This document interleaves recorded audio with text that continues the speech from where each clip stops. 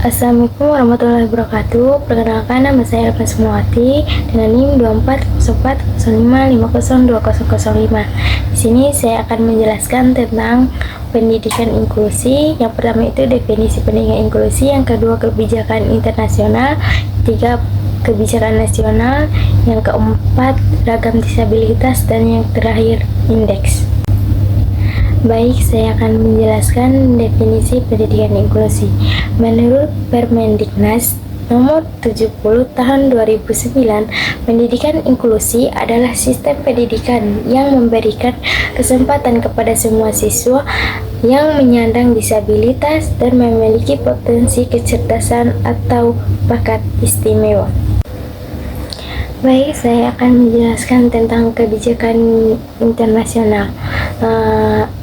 Adapun kebijakan internasional itu yang pertama tentang Deklarasi Universalitas Hak Asasi Manusia yang menegaskan bahwa setiap orang mempunyai hak atas pendidikan.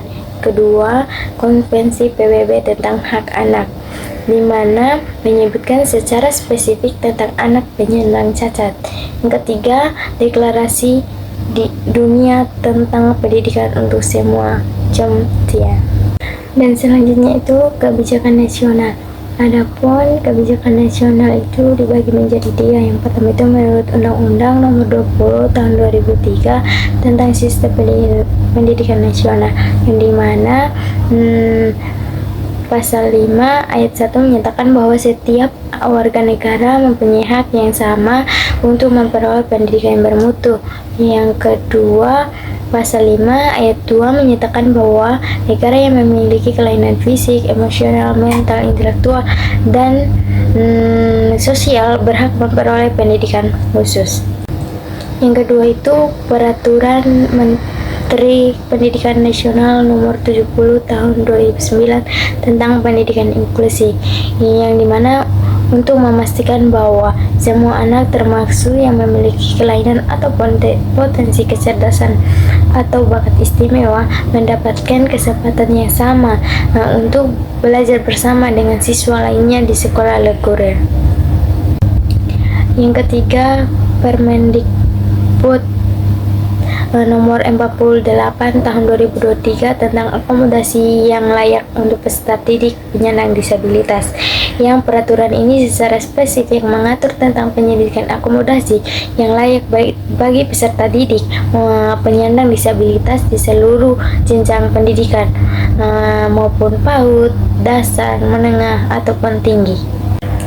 Materi yang keempat itu ragam disabilitas. Yang pertama itu fisik, di mana kondisi yang mempengaruhi fungsi tubuh, mobilitas, ketangkasan, dan stamina seseorang.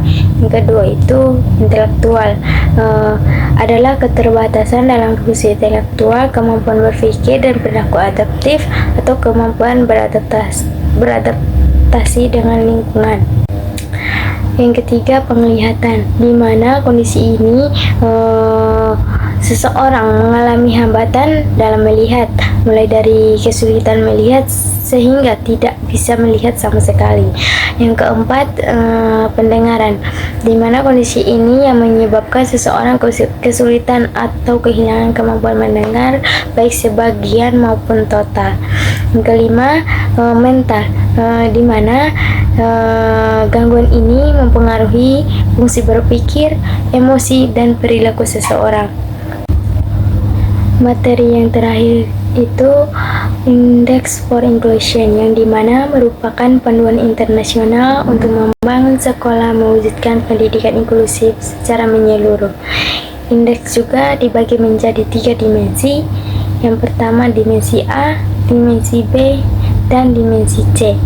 Baik, saya akan menjelaskan tentang indeks dimensi A, yang menciptakan budaya inklusif, yang dimana membangun nilai sikap dan rasa kebersamaan di lingkungan sekolah agar semua warga sekolah merasa diterima, dihargai, dan dipartisipasi penuh. Yang kedua, dimensi B, menyusun kebijakan inklusif, di mana memastikan semua kebijakan sekolah mendukung inklusi, agar setiap keputusan, aturan, atau sistem sekolah mengakomodasi semua peserta didik tanpa pengecualian. Yang terakhir, dimensi C, mengembangkan praktik inklusif yang menerapkan praktik pembelajaran dan dukungan nyata di kelas, agar kegiatan belajar mengajar memenuhi kebutuhan semua peserta didik.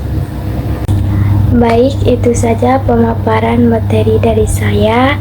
Sekian, wassalamualaikum warahmatullahi wabarakatuh.